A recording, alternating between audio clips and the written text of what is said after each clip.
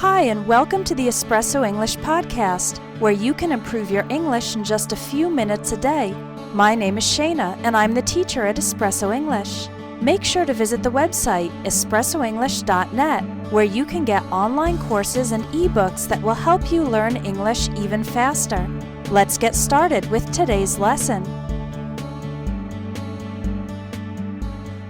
Want to make better sentences in English? Use relative clauses. I'll teach you all about them today. You can download a free PDF of this lesson, which also includes a quiz for practice. Click on the link in the description for that. You'll definitely want it because we're going to cover a lot of information. What is a relative clause? It's a phrase that adds information to a sentence. All relative clauses describe a noun, and they begin with one of these relative pronouns or relative adverbs. So we have relative pronouns like who to describe people as a subject. The woman who works in the bank is my neighbor. And whom to describe people as an object. My cousins, one of whom is a doctor, live in England. Whose describes possession. The man whose car was stolen went to the police station. That describes things in defining relative clauses.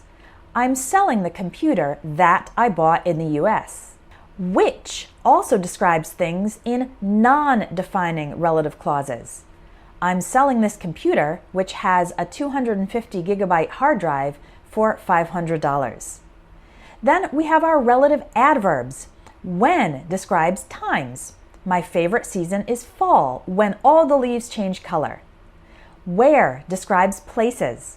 I visited the neighborhood where I grew up. And why gives a reason. Do you know the reason why the stores are closed today? Using relative clauses helps you create better sentences in English. Let's look at some English sentences without relative clauses.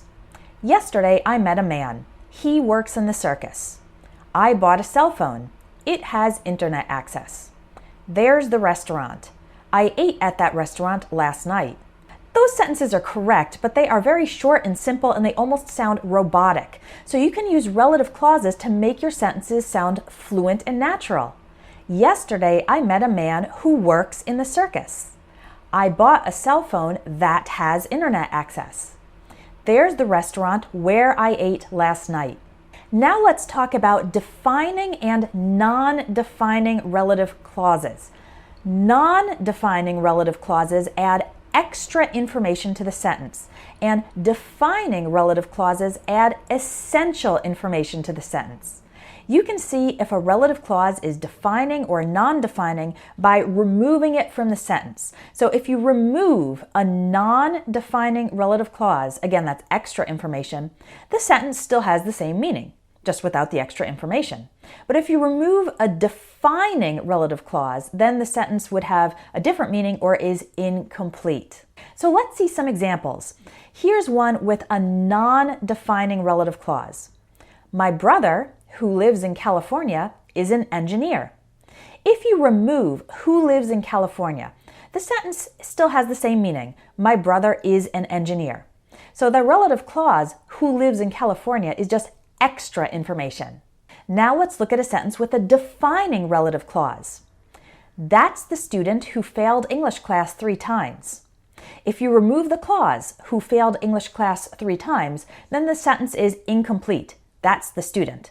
It's not complete. So the relative clause, who failed English class 3 times, is essential information, not extra, because it tells us which student specifically we are talking about. You might have noticed from those examples that in written English, we use a comma before and after non-defining relative clauses. Again, the ones that add extra information. So whether the clause is defining or non-defining tells us whether to use which or that. We use which in non-defining relative clauses, again with a comma, and we use that for defining relative clauses without a comma. So let's look at this example. The bananas that I bought on Monday are rotten. The bananas, which I bought on Monday, are rotten. So in the first case, the bananas that I bought on Monday are rotten. It's possible that I have 2 types of bananas in the house, older ones that I bought on Monday and newer ones that I bought on Wednesday, and only the first bananas are rotten, the older ones, but the second group of bananas are not.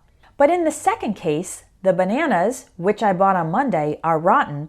That means that all the bananas in the house were bought on Monday and they are all rotten. So you can see that the sentence changes depending on whether I use a defining or a non-defining relative clause. Again, to see if it's defining, meaning essential, or non-defining, meaning extra, try removing it from the sentence. I read all the books that I borrowed from the library. If I remove the clause, I just have, I read all the books. Now our sentence is incomplete. What books? The new Stephen King book, which I borrowed from the library, is very good. If I remove the clause, the new Stephen King book is very good. That sentence is complete, so the library part was only an extra detail. Your next step is to take the quiz on relative clauses, which is inside that downloadable PDF. The link is in the description. Click on it, enter your email address, and I'll send you the free PDF guide and quiz. And if you want to take your English grammar to the next level, come check out my advanced English grammar course at espressoenglish.net. If you want more great English lessons, visit espressoenglish.net, where you can sign up by email to receive a free ebook with 500 plus real English phrases. You'll also find online courses to help you improve your English fast, even if you don't have much time to study. Keep practicing your English, and I hope you have a wonderful day.